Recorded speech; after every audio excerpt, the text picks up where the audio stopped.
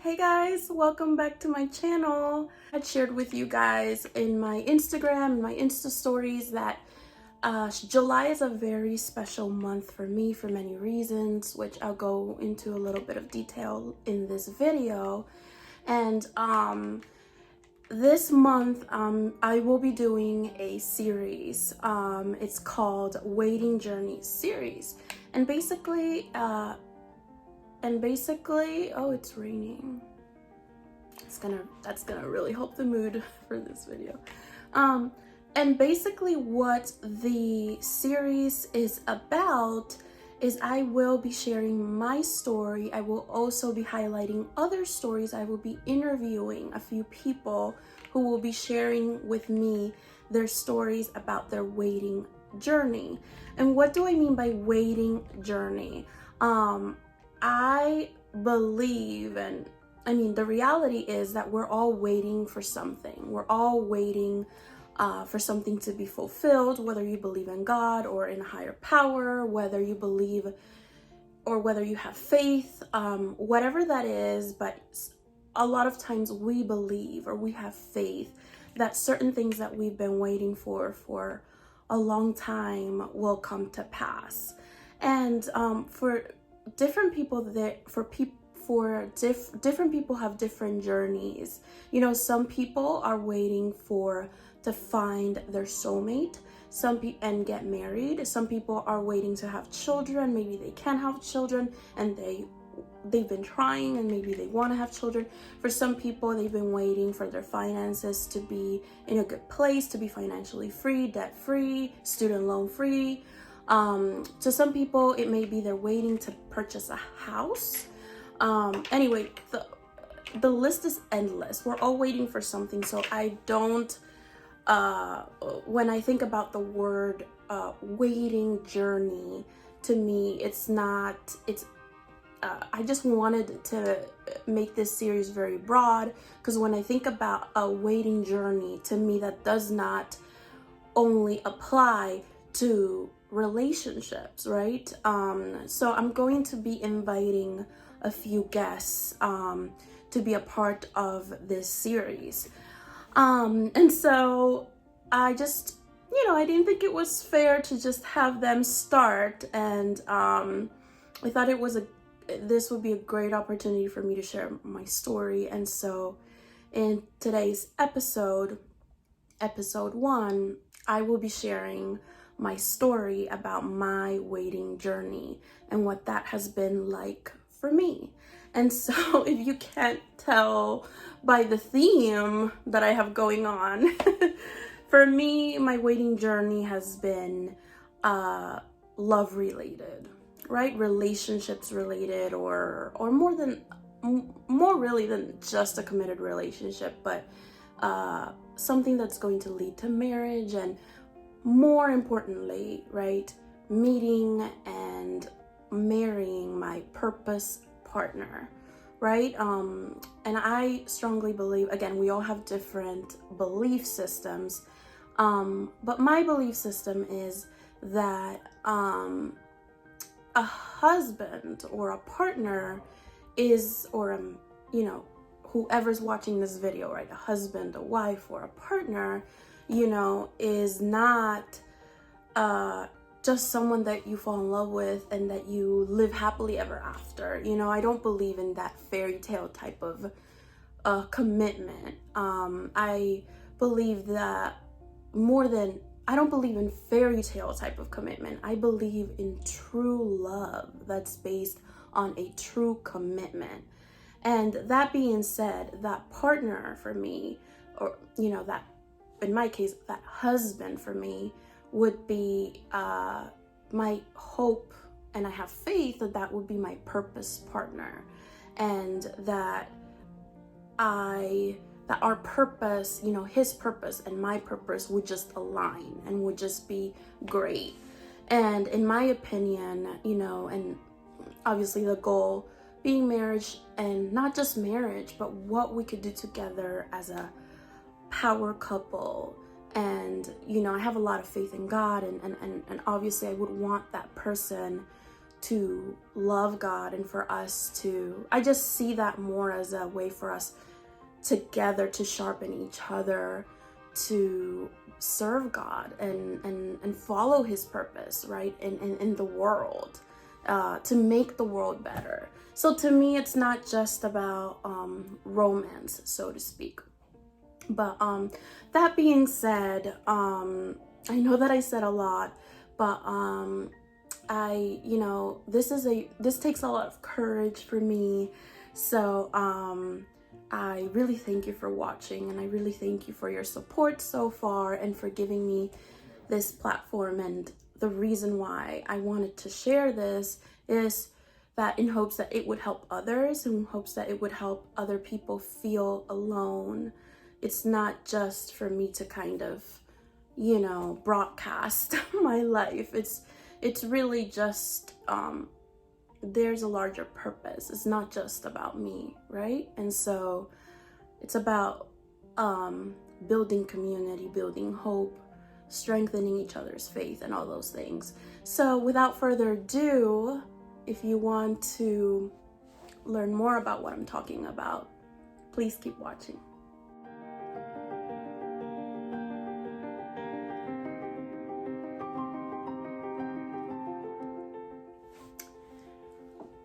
Whew. Right, so like I said to you guys, July is a very special month for me, which is why I wanted to do this series in July. So one of the reasons why July is a special month for me is because I celebrate my, how do I call this? My celebratory? I celebrate my anniversary of being celibate. And I know that that must sound completely out of, what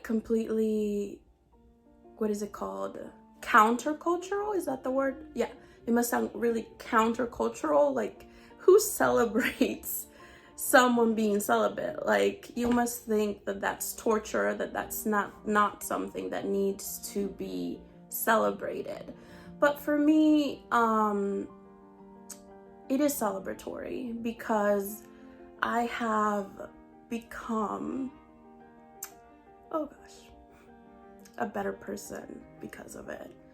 Because of my choice to obey God in this way. And to some of you, I don't know, just to some of you, it must just sound weird. What do you mean by obeying God?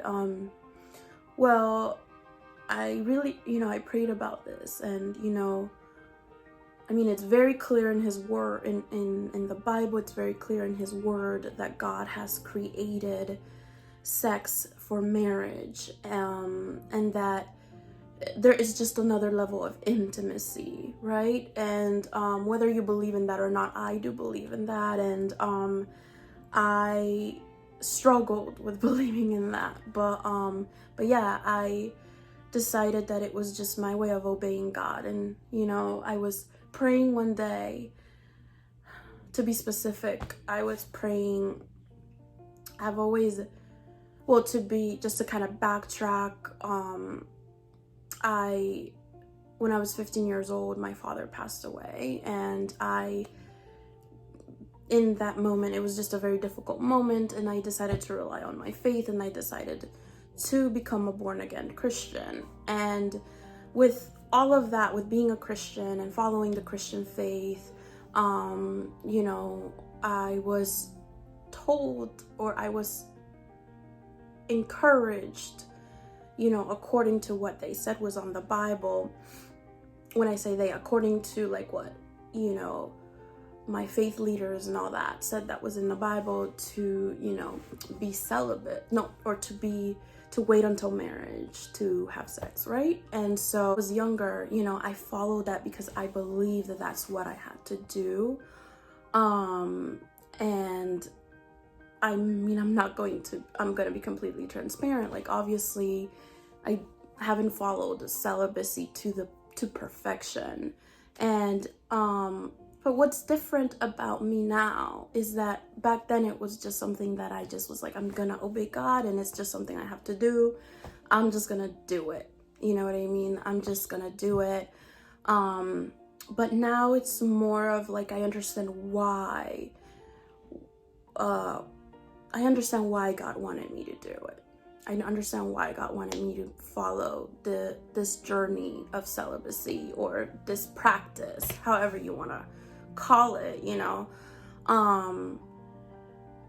I just learned a lot about myself, and and just to kind of, I guess, just to go back to the anniversary, I typically celebrated in July because it was 1 July that I really truly decided that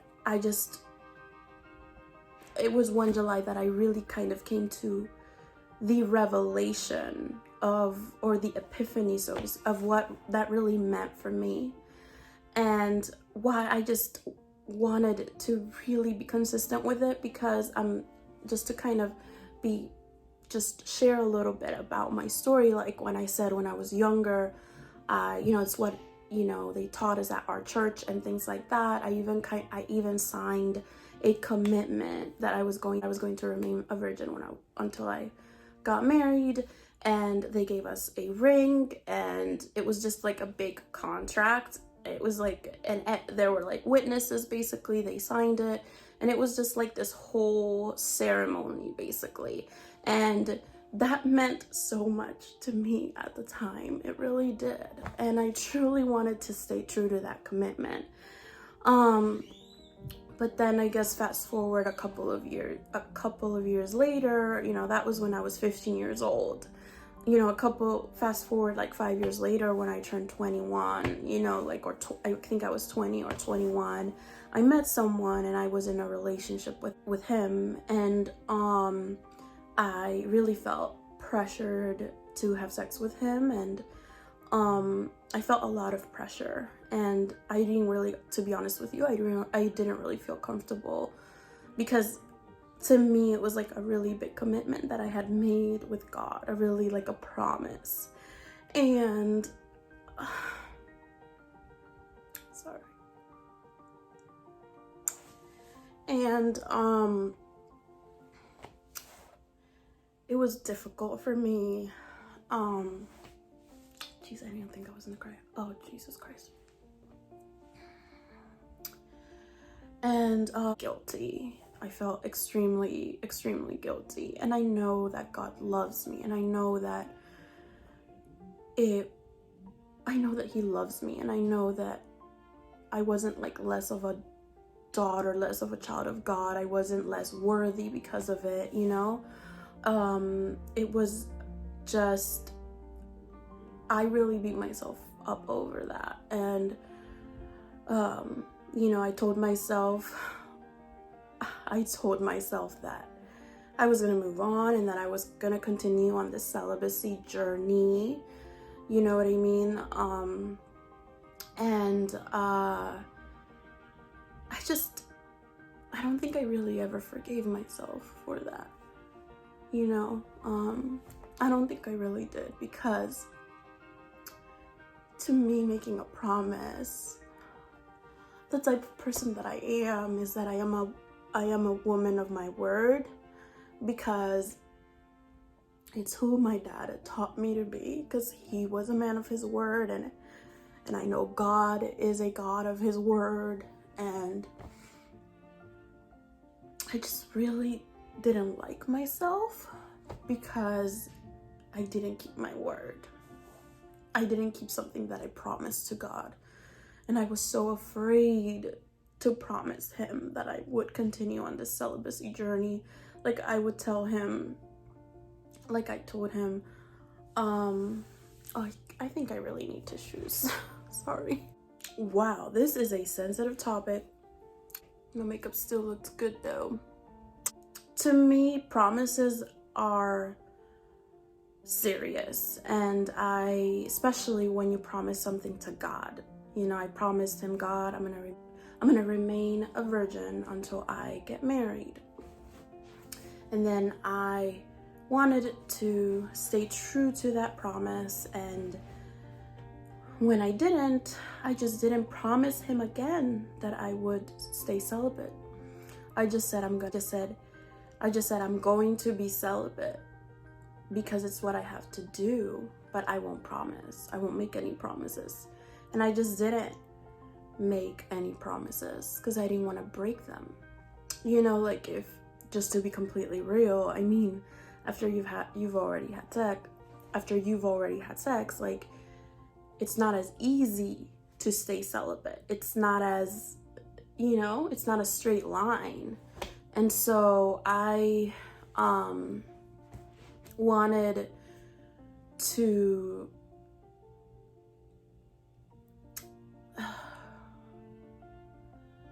I really wanted to follow his will. I was just so afraid to not follow God's will.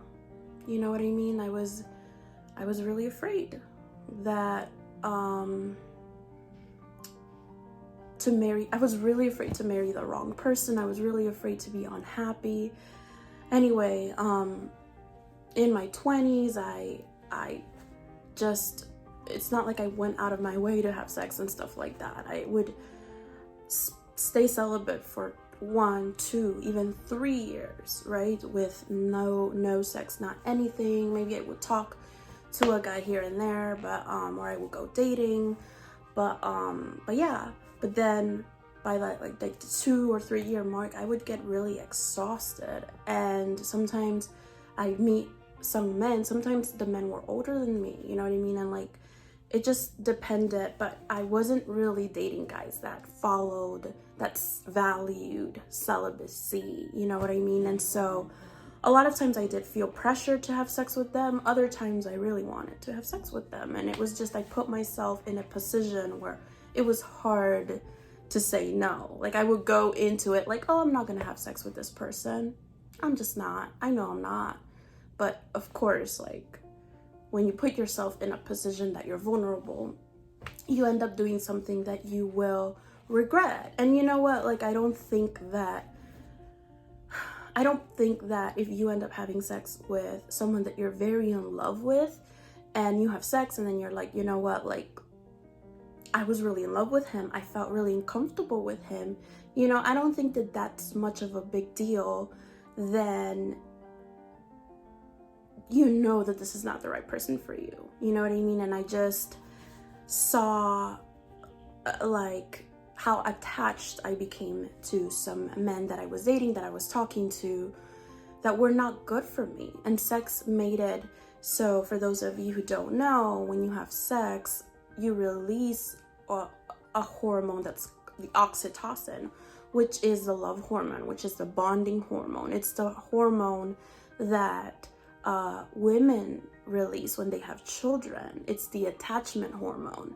So, I mean, it is like, science won't let me lie to you that when you have sex with someone, your partner or a person, whatever, you know, whoever they are to you, you will become attached to them, whether you're in love with them or not. And it, you know, and oftentimes it felt like love. Oftentimes it felt like I was in love with this person. And oftentimes it felt like, well, I'm in love with this person. Like, I want to continue having sex with this person. And then I would get hurt because all they wanted to was continue to have sex with me. You know, they did not want a committed relationship.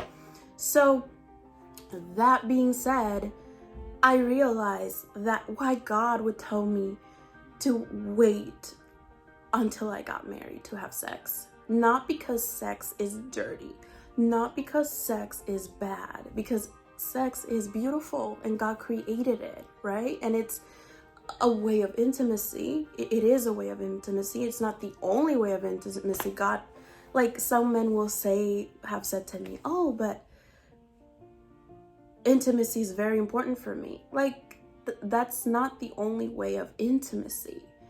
Emotional intimacy is more, it's actually at the foundation of deep, true intimacy, right? And so I wanted emotional intimacy, but I experienced myself that I was not going to get emotional intimacy because I kept having sex with this person that I really liked. I don't want to sound like a broken record, but I truly understood the reason. And you know what? Going through failure or making mistakes in my making mistakes in my celibacy journey or in my waiting journey in that regard, I became a better person. And I wasn't doing it. I wasn't choosing to be celibate out of, I think abstinence is different than celibacy. Abstinence is kind of doing something because you're told to, or doing something because you don't have access to it, or it's really forcing yourself to not do something that you want to do. But celibacy, for me, in my opinion, it's more of a choice that you willingly are doing because it'll reap greater results. I actually really recommend this book. It's called The Wait by Devon, Franklin, and Meagan Good. Their story is why I'm creating this series. Their story is why I've remained strong throughout the years, why I kept on going, because they were, man, I don't want to call them a blueprint, but they were an example of why waiting works, why celibacy reaps to a greater relationship. And if you want to watch their interviews on it, if you want to read the book, there's also the Wait Devotional. And these are like shorter, I'm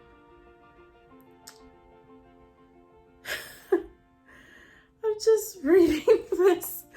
I wrote, Lord, I've blocked all my exes. Help me plan for an anti-temptation plan and know my triggers. 2 years of being celibate. I can't help to think that July is a special month. Oh, I just opened to that. I can't help to think that July is a special month. Okay, so basically, I just want to show you guys. So basically, it's just 1.5 pages or so. It includes some scripture. I think sometimes it includes other quotes from people. And then it includes a section here where it like has a prompt. So basically this prompt was, Lord, show me the areas where I am allowing even welcoming temptation into my life, and then help me to get rid of them. Amen. Hence why I wrote that. And so then you kind of journal what you've reflected. It's very introspective. I loved it. I mean, I've written, I want to share oh my dirty laundry, but I've written even at the last,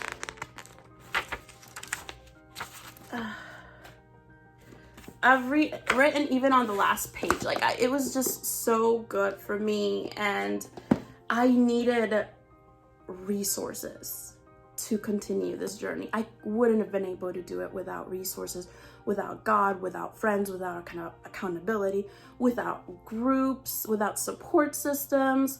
So anyway, we'll get into how I succeeded in this, or how I have succeeded, because I have succeeded and I have failed or made my mistakes. I don't want to say failed. I have. In part 2 of this video, I'll be sharing more in detail about why celibacy has worked for me. And I don't want to just act like I'm holier than thou and like I don't have a sex drive or something, like, because that's just not me. I'm not a fake person, and I'm gonna be real with you. Of course, it is freaking hard. It is freaking difficult to do this, to not want to give up. You know, there's restless nights that I've cried, that I've told God, like, why do I have to be celibate? Like, why can't I just, you know, and I'm not gonna lie, I would make mistakes, and I'm not gonna say that every time that I made the mistakes I was pressured into it, or I didn't feel comfortable with it. Yeah, there were times that I did not feel comfortable, but there were times that I really did like this person, or I really did have feelings for this person, and I would have sex with them, you know? Oh my God, I have a lot of gray hairs in the celibacy journeys, like, no. Anyway, so I'm not gonna say to you that there were times I felt there were times that I felt very comfortable, and that I would just cry to God and be like, I really like this person, I have feelings for this person, why can't I do what I want to do? You know what I mean? I would be angry at God, or I would be angry because he told me that he had somebody special for me, you know? And that's why July is special as well, because he told me in July that he had someone special for me. And it's July 2020, right? He told me in July 2018 that he had someone special for me, and it just still hasn't happened yet, right? And so that's why I wanted to share with you my journey, that I've just been waiting for God's promises, and I believe that he does stay true to those promises, unlike us who are humans and make mistakes. And he is merciful, because despite of our mistakes, despite of the fact that we make promises and break them, or make our mistakes, he still believes in us, and he still reminds me why he's telling me to wait, and he still reminds me that he's at work. It may seem like it's behind the scenes, but he is at work, and that he has that person for me, that will be my purpose partner, like I said in the beginning. Woo!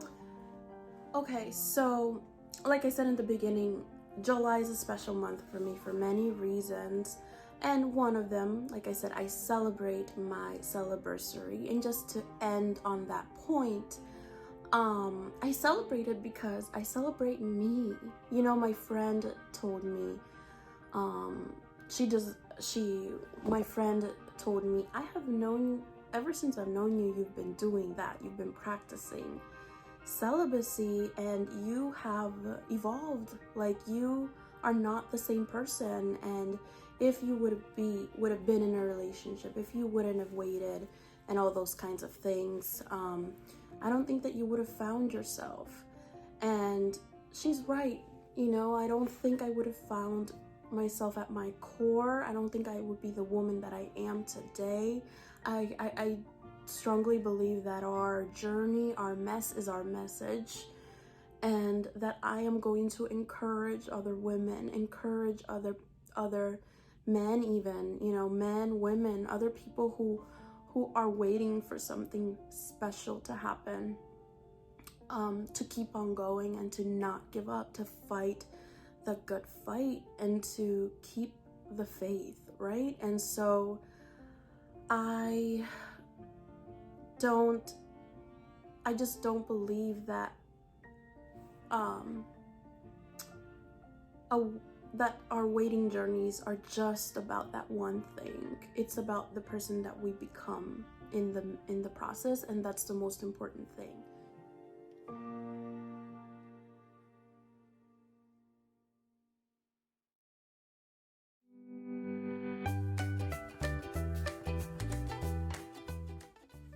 Oh, my makeup looks so on fleek though. Should I wear the glasses? Ooh, I look good with glasses.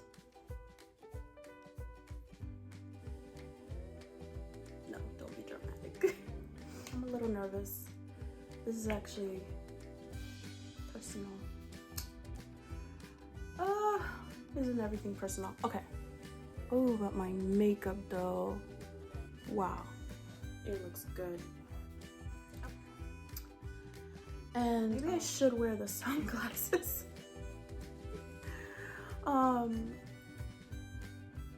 Maybe I should wear sunglasses. I'm not in